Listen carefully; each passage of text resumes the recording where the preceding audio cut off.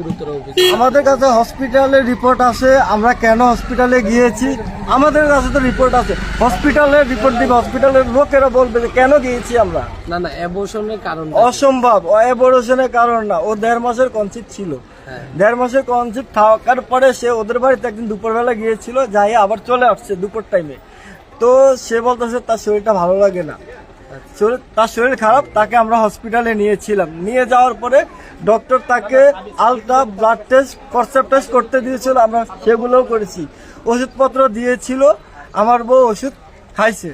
কিন্তু আমরা এটা নষ্ট করার জন্য গিয়েছিলাম না এটা রাখার জন্য গিয়েছিলাম, হসপিটালের রিপোর্টে সেটা প্রমাণ। তাহলে আপনার বউর বাচ্চাটা কিভাবে নষ্ট হলো? এটা কি ন্যাচারাল কোনো প্রক্রিয়ায়? সেটা তো আমরা বলতে পারবো না। তৃতীয়ত কথা হচ্ছে আপনার সাথে আপনার ওয়াইফের বৈবাহিক সম্পর্ক হচ্ছে 10 বছরের। জি, যেহেতু আপনাদের 10 বছরের অনেক বড় সম্পর্ক, আপনার ওয়াইফ কিন্তু মারা গেছে, ওইটার প্রভাব কিন্তু আমরা আপনার উপরে দেখি না।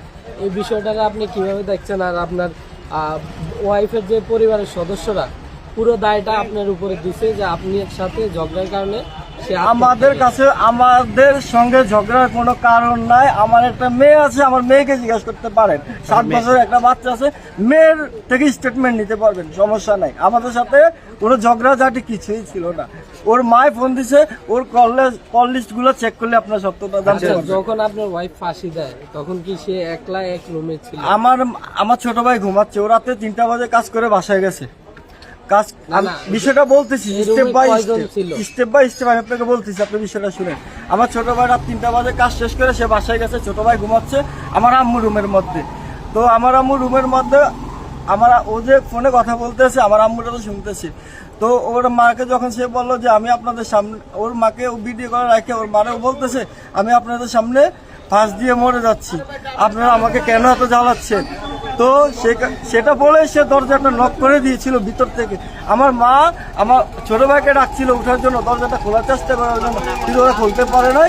তাৎক্ষণিক আমরা হাজিগঞ্জ থানার এসআই সাজ্জাদকে নক করেছিলাম, উনি ঘটনাস্থলে উপস্থিত ছিলেন। এসআই সাজ্জাদকে আপনি নিজে ফোন দিয়েছেন? জি, এসআই সাজ্জাদের কাছে আমরা নিজেরাই আসছি। নিজে ফোন দিয়ে নিছেন? আমার একটা বন্ধুকে আমি বলছি, আমার বন্ধু ফোন দিয়ে ওনাকে নিচ্ছে। ওই রুমে আপনার ওয়াইফ যে রুমে ফাঁসি দিচ্ছে ওই রুমে তো আপনার কেউ ছিল না? না, কেউ ছিল না, ওই রুমে কেউই ছিল না, ও একাই ছিল। আমার মেয়ে পরীক্ষা দিতে মাদ্রাসায় গেছে। আপনার ওয়াইফ কি কোথাও কর্মরত ছিল? এটা তো অনেক বছর আগে ছিল, কিন্তু সেটা আমাদের জন্য যায় নাই, ওদের মায়ের কারণেও গেছে। কেন আপনার ওয়াইফ ওর মার কারণে যাবে কেন? একজন স্ত্রী যদি হাজবেন্ডের কথা না শুনে তার মায়ের পরিবারের কথা মেনে চলে, তখন তো সেখানে দায়ভারটা